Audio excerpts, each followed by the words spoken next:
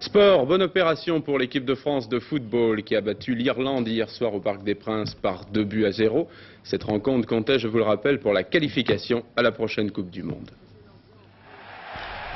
C'était l'ambiance des grands soirs hier au Parc des Princes et il faut dire que le départ des tricolores, maillot bleu, culotte blanche, fut tonitruant. Lacombe d'abord, puis Six, très en vue dans cette rencontre, avait des occasions de marquer ce premier but toujours déterminant dans ce genre de match.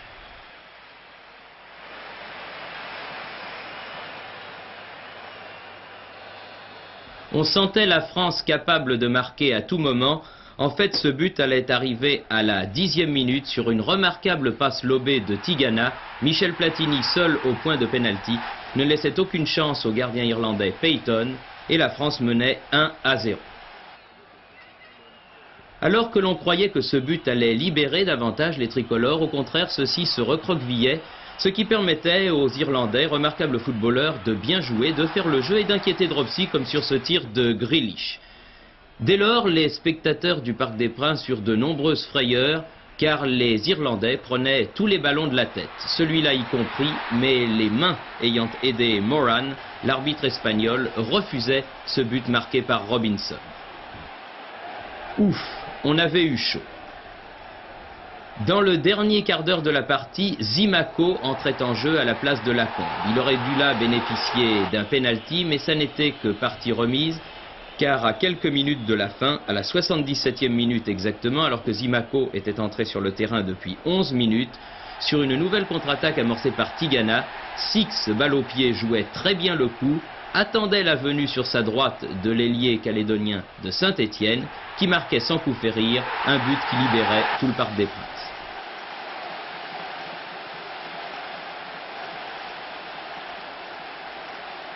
Léonard Specht, le résultat de ce match contre l'Air est tout à fait positif.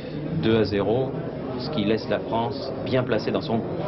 Ah oui, je crois que si on avait parié sur un 2-0 avant le match, tout le monde aurait signé. Et malgré la difficulté, et puis je crois qu'on a assez peiné pendant ce match, 2-0, c'est un très bon résultat. On a eu l'impression, après le premier quart d'heure euphorique de l'équipe de France, que vous étiez parti pour réaliser un gros score, et puis d'un seul coup, ça a moins bien marché. C'est à cause de la valeur des Irlandais?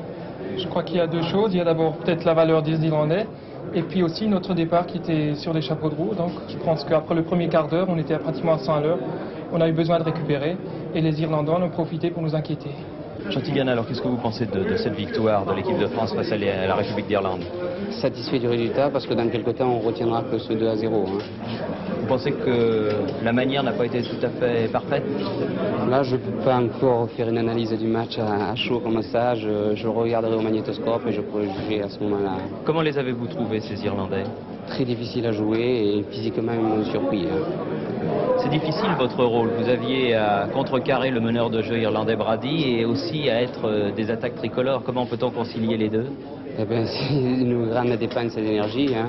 Bon, c'est sûr, je me suis plié à la consigne pour aider l'équipe et je suis satisfait de l'avoir aidé le mieux que j'ai pu. Pour l'équipe de France, ça n'est pas mal parti. Oui, c'est pas mal parti et j'espère qu'on ira faire un résultat en Hollande.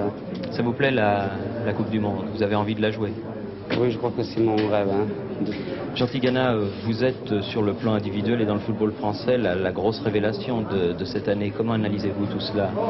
Vous savez, la révélation, ça va, c'est un bien grand mot.